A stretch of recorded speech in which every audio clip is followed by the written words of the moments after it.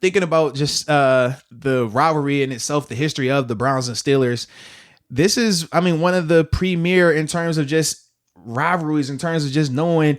You talking about elongate, you talking about both sides having times where they've had success in the NFL, premier success.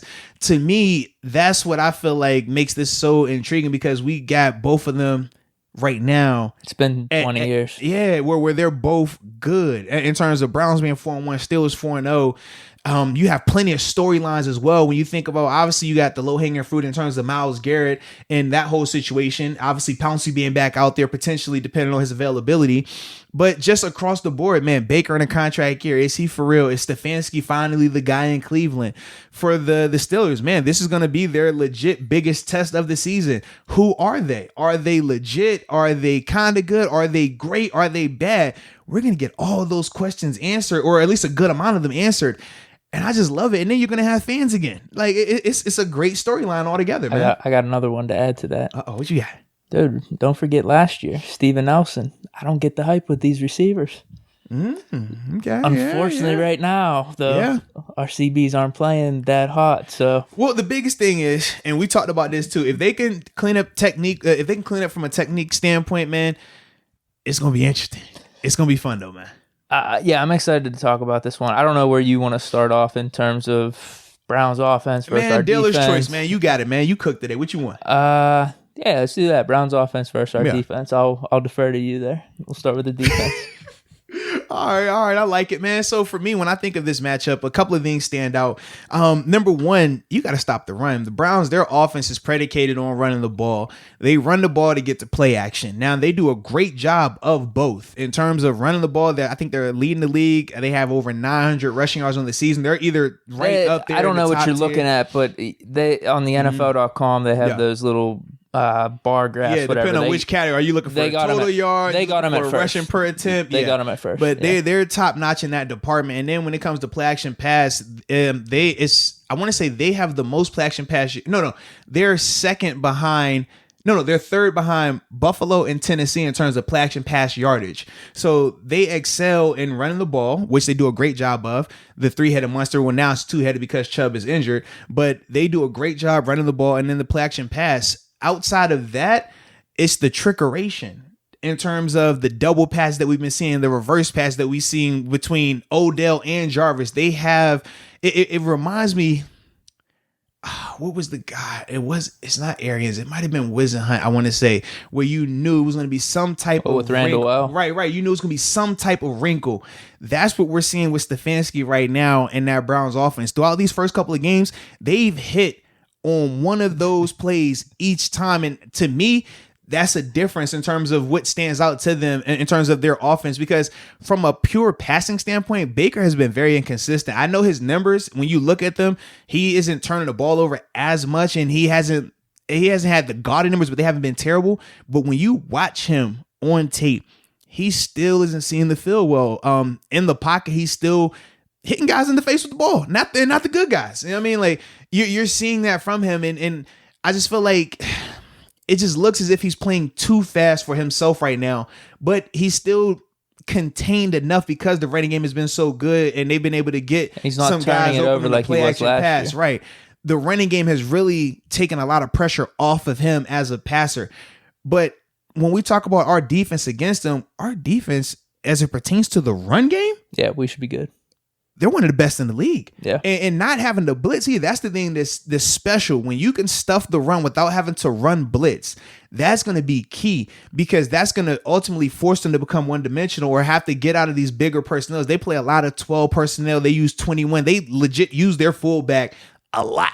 Like, he even gets touches. It's crazy on third downs, and he's pretty efficient in terms of moving the chains, man. They definitely have an old school offense. It's like nuts, a 2002 offense. Yes, and they're giving fullback counters, fullback dives. I seen them hit you with some speed option, a little bit of zone read. Like, they're doing some funky stuff in terms of their offense, but it's all predicated because of the run game. So if you're the Steelers on defense, and you know Vince Williams, Devin Bush, we know. Especially Vince, you are a tackle for loss machine this season. Tyson Alualu, Cam Hayward, Stephon Tuitt, they've been dominant on the interior in terms of run support. And let's be real about it. What team have we seen have sustained running success. None. Miles Sanders last week had the explosive run, Outside the 74 yards. Nothing. But we haven't seen a team be able to sustain drives running the ball. And I think that's going to be the biggest difference in this game, because once you make the Browns one-dimensional and Baker has to sit back and throw it, well, even though he has Odell and Jarvis, who are going to be a handful, a legit handful, they're playing like that this year. They're going to be a handful. I don't think Baker can play mistake-free that long. As long as he's not turning the ball over, they're fine, but he's not going to be able to sit back and throw the ball to make them win. If we make them one-dimensional like that, he can't throw it consistently and accurately enough, and his decision-making isn't good enough to keep them out of bad situations. And that's why, for me, I like the Steelers' defense a lot more in this particular matchup. Yeah, 100%. I think that's the potential cause for concern, their receivers versus our cornerbacks. But I think you put it perfectly. If we just say, hey, let's make Baker beat us, then I like our chances, because if you go to Wentz, even like Deshaun Watson, those type of quarterbacks, our main thing was like, all right, let's see what these guys could do. We got to stop the run, whatever. Let's see if they could beat us like that. I think they can throw the ball down the field and make those type of plays, whereas Baker, he just doesn't have that. Like Carson Wentz is able to. If you're saying even Deshaun Watson, like, if you're saying, hey, we're gonna stop the run here, we're gonna just pressure the quarterback. Let's see if you can beat us just kind of single handedly. Yeah. Deshaun Watson and Carson Wentz, they have that. They do. They have that ability. We were able to contain it for the most part. There were some leaky plays there though, where you're definitely cause for concern. I just don't see that with Baker. So I think that's the strategy. Make Baker beat you. They have the receivers, but if we could get him like throwing the ball a lot and making volume type of passes, then I like our chances. I just don't think he's going to be completely mistake-free in this game if we go with that strategy. But I will say this will be the best offensive line the Steelers have faced to date. This O-line here, man, the Browns have done a great job between free agency and the draft. Their O-line is legit. It's good. Now, of course, they still will give up pressure. Nobody is perfect. Even the Cowboys, when people were hyping up their O-line, they still gave up sacks and pressure. It happens. So don't take that and think, oh, well, I saw Jedrick Wills give up a sack last week. Oh, they're not good. Trust me, as a group, they are really good. This is not that Browns O-line from last year. It's not the Browns O-line from the past 2 or 3 years. So I do want to see when it's good on good, like this is going to be. All right, are we as legit up front as we think we are? Because we know from a passing game standpoint, we've seen that now for multiple years. We know what we are there. But from a running game standpoint, we haven't faced a unit like this. We would have had that versus the Titans, but we haven't yet. So that's going to be a big test. And I'm excited to see it, because I feel like that as a defense right now, that's one of our strengths in terms of as a whole group. Our front seven has been playing a lot better, has been more productive than our back end. I mean, that's not a shot at anything. It's just facts right now. So for me, that's why when I'm looking at that, I'm like, that's what it's going to be. It's a simple thing in terms of can our unit beat their unit in that regard, but it is not going to be easy at all. And that's the only thing that can make me be a little bit concerned, because if they're able to sustain the run and ultimately keep that play action available, that scares me a lot. Yeah. Now, this doesn't have anything to do with X's and O's, but maybe with the talk of, man, I'm questioning our secondary, questioning our quarterbacks, just maybe even in general with this game and Steelers versus Browns and the hype coming towards it, I feel like we're going to step up. I just have that feeling like cornerbacks are going to ball out. You got the Beckham Landry thing, and oh man, these receivers kind of could it be a miss? Huh? You don't think Odell type to step up? I think they will, but it goes back to Baker. It goes back to Baker. I was like, Lord, bro, I hope you don't think that, baby. It goes back to Baker though, but I think we're going to be up for the occasion here. I just think we will. For me, man, I think the biggest difference is going to be when you talk about our offense against their defense. That's going to be the deciding factor. Baker has had turnovers throughout the season. Obviously, this Colts game, man, he turned the ball over a little bit there. I just think that what we're going to be able to do from an offensive standpoint is going to be more than what the Browns offense is going to be able to do against our defense. I do think the Browns are going to be able to have success, though, on our defense, man. You think? I do. Really? Man.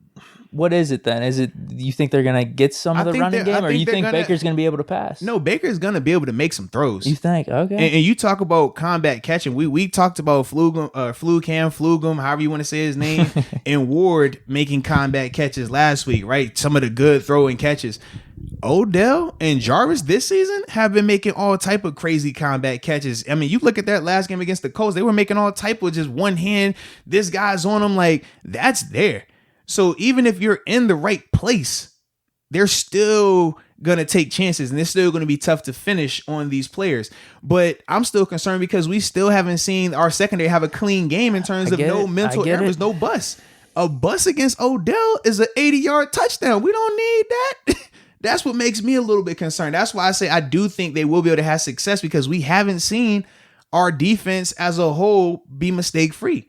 And that's not going to just happen overnight. Will it decrease? Yes. But in terms of just, you go from having 5+ mental errors a week ago to now you're going to have 0. I played for 9 years. I never saw that happen. That's all I'm saying, man. Like I said, it has nothing to do with the X and O's because everything you're saying is right. Just the feeling. Just the feeling that, all right, Odell, Jarvis, people are ripping on us a little bit. We're going to ball out here. Show these guys we're back to our 2019 form. That's all. That's what I'm thinking. Back to from a D. I was like 2019. No, I'm thinking cornerbacks and secondary. Okay, got you. That's what I'm thinking. I like it. All right. Because you're right. I mean, everything that we've seen thus far, that is a concern. But like I said, I'm just not that big on Baker, man. I think if Baker is the X factor right now for them, man. Right. Which Baker is going to show up? Is he going to be playing well, mistake free? Because playing well, mistake free Baker with the weapons they have. I think he's going to throw over 40 times. That's what I'm thinking. They don't want that. Well, if we smash the run like that, then yes. But I don't know. It's going to be different, man. So you think? So part of me thinks that you're kind of saying they might be able to get something on the run a little bit, like complimentary football. They will. I think they will. They've done that. Trust me, man. When I tell you this O-line is good and they got guys who are running the ball, man. Listen, when you lose Nick Chubb, which is a big loss normally, we knew Kareem Hunt could still come in and ball out, but Dearness Johnson, no one even heard of this guy until this year. And literally he came in the second quarter of the Cowboys game and was on fire. And he's still producing like that, man. Like when you're seeing them being able to just put anybody back there sometimes and still have success, that lets you know that they're controlling the line of scrimmage. They're winning up front. And now, on the flip side, the Steelers defense has been winning up front. So it's going to be good on good in that regard. I just don't think that when it's good on good, you're going to just completely wipe them out, though, to make them one-dimensional. That's my only thought process with that. Completely fair. And I agree with you. Those were some of the notes that I wrote down. Like, dude, it seems like everything the Browns have been doing from an offensive line standpoint and just running the ball, that's been good. But then also we've been able to stop the run and just our defensive line, our front seven in general, that's been good. So like it's going to be, when you talk about a 5-star matchup, that right there, that's going to be the clash, man. And you said Baker's the X factor because I'd give them the upper hand on their receivers versus our cornerbacks and our secondary right now. But is Baker that type of quarterback that's going to be able to take advantage of it? I'm betting against it. That's kind of my thought process. I'm with you.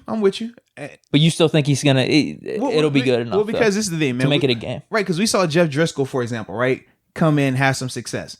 Jeff Driscoll isn't Baker Mayfield. Even though we don't think Baker's in the category of Carson Wentz and Deshaun Watson, he's still a step above that. And Driscoll, when Driscoll really started to see, okay, who I'm throwing it to and getting a little comfortable out there, he was able to move the ball. That's my thing. I'm like, I feel like with Baker, I'm like, Baker can throw good enough to beat you. He can. He just, the mistakes, his decision making is bad. And that's why I think is the tipping point. I think they'll be able to have success. I just think, man, the tipping point is going to be when you see him out here and he has one of those back-breaking turnovers. That's going to be the difference in it where you're like, whew, man, he was moving the ball. They did some good things, but the turnovers killed him. I know our defense is very opportunistic in that department. You're not going to just have passes just floating around there or tips and things like that, which he does have a ton of tip passes as well.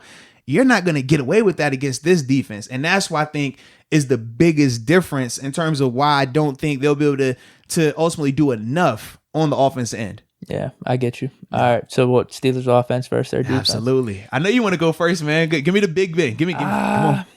I don't know. I just think, so their main thing is Myles Garrett potentially getting to the quarterback, disrupting stuff like that. Which they do have a really good front, though. So here's the thing. They have a good rush defense as well, kind of like us. Our running game hasn't been that hot. It's been just kind of average. So I'm not expecting anything crazy from that. It might just be tough yards that are gained throughout the game, 3-4 yards, keeping the defense honest.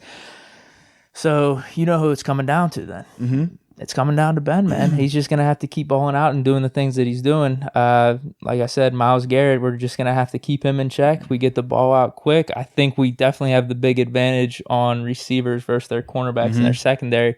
They've been giving up a decent amount there. It hasn't been too hot at all. So that's it, man. I just think Ben's going to have to ball out how he's been balling out, controlling the offense, just making checks. Whatever the hell he's doing, he's been doing great, and he just keeps that going. I think going back to even whenever we were talking about the defense, good on good, whatever, I think both teams are really good, but if we're both firing on all cylinders, Right. we should have the upper hand and we should win the game. I just think we're more talented, a little more explosive all around. You know what I mean? Just on defense and offense, all the pieces together versus all their pieces, we should have the upper hand. And if Ben just keeps doing what he's doing, that's kind of how I feel. I like it, man. When I look at the Browns on defense, it starts up front for them. In terms of their rushers, we haven't seen a guy like Myles Garrett. J.J. Watt at this stage in his career isn't Myles Garrett. I mean, J.J. is still a good player, but he's not Myles Garrett. And no disrespect to T.J. Watt, but Myles Garrett, we talked about, is one of the elite edge defenders. You can debate if he's the number one guy. Like, he's in that conversation. Like him, love him, hate him, he's in there. Like, that's for certain. But then you look at Olivier Vernon, man, now that he's healthy, he's been productive as well in the rush. So you know on the edge, you're going to be tested. Obviously, Chooks and Al. Luckily with Al, you have familiarity with Myles Garrett, but we know how Myles has been of recently in this series. So that is something to keep an eye on. And then obviously on the interior, Larry Ogunjobi is a guy very underrated, man, but he produces consistently in the run and pass game. So that's something to me that I want to see how our O-line responds to that. Philly last week was good, but I still think they didn't have one of those just bona fide. This is next level? Not next level, but next level in the sense of, okay, last week you faced a Philly team that was deep in terms of you had a wave of guys that were really good, but even Fletcher Cox right now isn't in the Myles Garrett category. Now you're going to get a chance to see how you guys respond to a good group that's deep up front, but you have a star now. You have a big time guy to deal with. How do you respond to that? That's what I'm interested to see from our O-line. Like you said, from the secondary standpoint, man, that defense, they've been banged up. Their linebackers aren't really good at all. In the secondary, Denzel Ward, he's their guy. Wherever he's at, man, he's been playing shutdown this year. He's been really good. It's going to be interesting to see how they use him. I know initially I was thinking, well, maybe you go Claypool because Claypool was hot last week, but I think he matches up better with either Juju or Deontay just because of his size and what they're able to do as well. Match up as in if Claypool's on him, because Claypool's so much taller than him. Yeah, Claypool's a big just freak right now. You know what I mean? So in that regard, I just don't know how to match up. Yeah, it definitely does. So that's going to be interesting to see like how they utilize him in that regard. But with their defense, it's weird. They lead the league in turnovers. They have 12 turnovers this year. But this the thing. Kind of fluky. I mean, what was it? Like four against Haskins and then two against Rivers? They produced. No, it's fine. It's nothing fluky about 12. Don't stay. It's fluky. It's not fluky. My point is we got Ben not turning the ball over. Like that's the opposite of what we're doing right now. And we're gonna keep this going. Listen, I'm with you on that. All I'm simply saying is this. Some of the throws that we've seen Ben make and we said, oh man, well that was a bad throw, but luckily it was a drop or luckily it fell harmlessly to the ground. They're opportunistic in terms of they aren't allowing that. Rivers had two where he thought it was going to be like that and one was a pick six. Like that to me, that's the only way I can see their secondary really having a negative impact on us offensively. As long as Ben continues to stay clean, he'll be fine. If he has a couple of bad throws in there, that could change the game. We do know that for certain because they might not be the best at stopping teams and they've allowed a good amount of points and a good amount of yards. But what they do great right now is create turnovers. They do that. You don't get 12 by mistake. You don't do that by accident. You don't just walk into that and, it was a fluke. I caught 12. Cool. No, that's not how that works, man. It's not. And I understand from a competition standpoint, we'll bring up, they played against Haskins. They played against Burrow. Phillip Rivers gave him some stuff. They played against Dak. I don't care about them winning or losing those games. I think I'm just talking about the turnovers where I don't know if that's going to be as much of a concern for us because I don't think we're playing that type of football right now. Like I said, just continue on. But all I'm saying is when you say we're not playing that type of football right now, I just know plays that I've shown you as well where it was like, yo, this could have been a pick, or if this The DB only one is I'm better. thinking is the Broncos, though. Be honest with you. That's the only one I'm thinking of. I'll show you later. All right. We're good. I'll show you later. For a fact, though. But it's all good. I don't know if I'm gonna want to see it. Be honest. You're probably with you. not. I'm probably just. You're probably not. I'm probably just gonna go blind at that point. We talked about it. I mean, you said Broncos. We talked about the different games where, okay, he's featuring this receiver, so he's trying to get him some touches early in the game, and it's like, whew, that could have been a pick six right there against the Browns. Those have been picks. It wasn't it could have been or it probably should have been. It's like, no, they're capitalizing on those opportunities. So that's my only thing with that right now. I apologize. I just don't see it. I haven't seen it. I've only seen the Broncos drop. That's kind of it. Yeah. Everything else I thought have been good misses. So I just think Ben's playing pretty good, man. He's going to keep it going. That's all. I wouldn't expect anything less from you. It's all good. Even you saying that, I had to get defensive, huh? You did too. You definitely did. It's cool, man. I know that's your guy, man. He's playing good, dude. You got your 7 tattoo covered up. I'm with you, bro. You know what?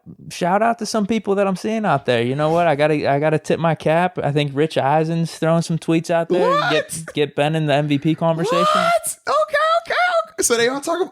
But you said you don't want that, right? So nah, we ain't tipping our cap to Rich Eisen. You said if you ain't talk about us beforehand, don't talk about us now, right? So we don't want that. Don't tip your cap to Rich. He was subtle about it. It was a subtle, late, right? Just like, all right, Steeler fans, we understand. Yeah. You said too late though. You said the bandwagon is closed at 3-0. So it's too late for him. He should have sent that tweet out 2 weeks ago. So we can't congratulate him for that. That's what you told me. He wasn't going over the top. He was just like mentioning it. I was just like I said, just tip of the cap. Thanks for throwing that out there. You supposed to say keep that same energy. I don't want you throwing it out there. Here's the problem. I haven't seen what Rich Eisen's been saying at any point up until that tweet. So I don't know what his vibe has been. If his vibe was in week 1 or 2 where maybe he was questioning Ben a little bit, or even before the season, then yeah, maybe I would be a little more outraged. But I've only seen that tweet, so that's a benefit to him. I like it, man. But then another thing that should definitely be alerted or could potentially be happening too. They gave up a kickoff return for a touchdown last week, man. And no one talks special teams. We understand that. Did. Absolutely, they did. The Colts, they ran one back. Absolutely. I didn't watch the game. I'll be straight up with you. I was looking up. It's all good. I was looking up old stuff, actually. I was looking up old highlights and just kind of stats. I didn't want to lock in on the Colts game for whatever reason for this research. I don't know what it is. Fine, man. Everybody operates differently, baby. I know. I just wasn't feeling it for this one. I was looking up, just like I said, the old games and the old Everybody stats. operates differently, man. Like, trust me, man. I know guys who only watch their most recent game. I know guys who watch a variation of 3 games. I know some people that only look at I'm only going to look at first downs from this game. I'm only looking at red zone from this game. Like, everybody operates differently in that regard. But to me, man, seeing them give up the touchdown now, I don't know the numbers in terms of how often it is. If a team gives up a kickoff return, do they do it again the following week? But I do know that they got gashed for a big one. And we know how Ray McCloud has been playing in terms of the return game. We've seen how he's really breathed life into the kickoff return unit. He's already had some runs where he was on the brink of breaking it. That's something that we should also be looking at as well, because that could be ultimately that was the reason why the Colts got back in that game last week against the Browns. The Browns were up 2 scores at the time, and literally they run back a kickoff, changed the whole outlook of a game. Then you have a turnover, and now you're in here like, whoa, baby, can they finish this or not? So that's something that I think we should definitely be aware of, because Ray McCloud and that kickoff return unit, shout out to Danny Smith for that. Those guys have been playing really well this season, man. Is that your X factor? He's not my X factor, but it's something to keep an eye on. Like, don't be surprised if you see success in the return game. I like that. Don't be surprised. Just drop something. Just don't be surprised. That's all. How do you feel about our run game? I'm like I said, I think it's going to be a tough running game for us. I do as well. Like I said, they do a good job with their front 4. But I'm excited because there are some times, like I said, with their linebackers, man, they went through a mass overhaul. Like, they improved their roster, but their linebackers, both of the starters from last year, they ended up leaving through free agency, obviously. So you have younger players, you have guys that aren't necessarily as proven or as polished just yet in this stage of their career being out there, and it's showing on tape. So I can't see a scenario where any of our backs, whether it's James, Benny, McFarland, Samuel, they can get those guys out there in space and kind of highlight that element of it, or highlight the one-on-ones in the hole. Pass catching that. Well, that element, but just anytime we're isolating these guys, whether it's, you think about some of the toss plays we'll see, right, where they are trying to just get the running back the ball early, isolate him one-on-one with the back, whether it's in the hole or on the perimeter of the line. stuff like that, I think bodes well for the Steelers in terms of them finding ways to supplement their run game if they can't get it going. Like how we saw last week. Last week they didn't have a sustained running game. No, but they did just enough and did certain things to just keep that Eagles defense honest. And ultimately they hit the splash plays. I think that's going to be a big thing. The splash. I don't think they can stop the splash plays that the offense will be able to create. Should I stick with my X factor from last week, Ebron? Should I not give up on him then? If you're talking linebackers, could it be again? I like it, but let's be real. Wasn't that the knock on Ebron coming in? He can get open. He's a great route runner, but ball security, whether it's drops or fumbles. Yeah. So to me, throughout these first couple of games, even though we've seen him do a little bit of both, that doesn't change my opinion on him. He's still a good player. He's a great athlete, but you just know ball security is going to be an issue with him. So you go there, but it's more so proceed with caution. Like don't get mad because, oh man, dude, why is he fumbling the ball? It's like, you knew this coming in throughout his career. This is a part of this. Everybody has something bad about them. We all got something. No, like somebody might love it, but it's still a negative about you. That's just his negative right now, man. That and when it comes to run blocking, but that's a whole nother conversation, man. Yeah. I'm feeling good about our offense versus their defense for sure. Like I said, it just might not be the running game this time. But like you said, if we're able to do the isolation stuff, maybe we could break one here or there, have a little splash play. But I really think it's just going to come down to Ben dominating and doing his thing. And then gotta protect the ball. Our receivers, good, man. Hopefully Deontay's healthy. They said he's, we talked about this. Yeah. I think they said he practiced today. Yeah. So if we got those 4 receivers again, Claypool's on a hot streak. I'm feeling good. Yeah, I'm absolutely, definitely feeling good. You still sticking with 27-13? I have to, dude. I have to. Golly. You think it's going to be closer? What? Absolutely. Listen. Dude, we saw Philly was closer. And this team is way better than Philly. 27-13. Book it. All right. I like it, man. Yeah, at least you're consistent, man. For me. We keep winning. For me, I'll probably go either 31-27 or 31-24. Shootout. I guess is that a shootout? When I think shootout, I think of like Pac-12 50-48, like that's the type of stuff I think of. Low key shootout. Yeah, I think shootout. Yeah, you're gonna get some offense in there. We're gonna see some productivity, but it's gonna be a really good game. I think it's gonna be a lot tougher and more hard fought game than we've seen from the Steelers this year.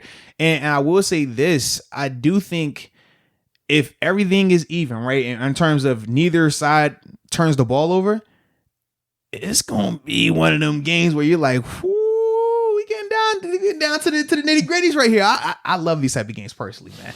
I wanted to be one of them back and forth, super close. Who's gonna make the play? Because I like to lean on the side of the Steelers. Because when you're in a rivalry where you've dominated in terms of having the amount of wins that they've had, especially under Ben, you just always in the back of your mind you have that feeling of, man, I don't care what the score is. We're going to find a way to win. We're going to win. Yeah. And then when you're on the other end of that, because I've experienced both sides where was in Pittsburgh where you've dominated the series against the Browns, but then I've been on the other end in Buffalo where we were dominated by the Patriots. When you're on the other end of that thing, man, even if you're having success in the game, you're always looking over your shoulder. You always feel like, is he going to catch me? What's going to happen next? Are we going to mess up? Are they going to do something crazy? In the first sign of adversity in those tight games, you're dropping your head. I just think that that's going to be the difference in this matchup. I just feel like when it gets down to it and it's tight and people are, man, can't make a mistake. I feel like the Steelers play to win in that regard, whereas the Browns, I think they're going to be playing not to lose or not to make a mistake. Dude, actually, that's a perfect point. I completely forgot about this, but someone on ESPN was saying that Baker's like QBR, his stats in the fourth quarter or like late in games has been like god awful this year. Yeah, well, they haven't really used him as much in the fourth quarter either in terms of, I think he has only 18 passing attempts in the fourth quarter. So people were asking in terms of... But that goes back to like the playing not to lose. I'm thinking specifically of that Cowboys game. Well, I was going to say that Cowboys game, but I feel like the Cowboys game is still an outlier because they were up so big in the fourth. It was still 41-14 at one point in the fourth. And then obviously they went on a crazy run. And then from there, that changes it. But when you're up big like that, imagine if we're up 3 scores in the fourth. Would you want Ben out there throwing the ball every time? Or are you going to try to run the ball to get some of that clock off? So that's why for me, like knowing that, and this is another thing, there are 5 games this year. They've led at halftime, all of them except Baltimore. Baltimore's the only team that whooped them too. So that's why I don't feel like when people bring that stat up, I think it's kind of misleading in terms of a tad, yes. Yeah. But I will say this, it goes back to your initial point of, all right, if we're down maybe a couple scores, I still feel like we got a chance because we're going to be playing to win. Browns might be playing not to lose. The whole looking over your shoulder thing, I'd still have faith if we're down at halftime, maybe a couple scores, whatever it is, for a comeback. Yeah, like I said, I'm very confident that the Steelers are going to get it. Now, I just don't know if they have the lead throughout or if they have to come back. But they definitely have the firepower offensively, and I think they have the playmakers on defense to make an impact.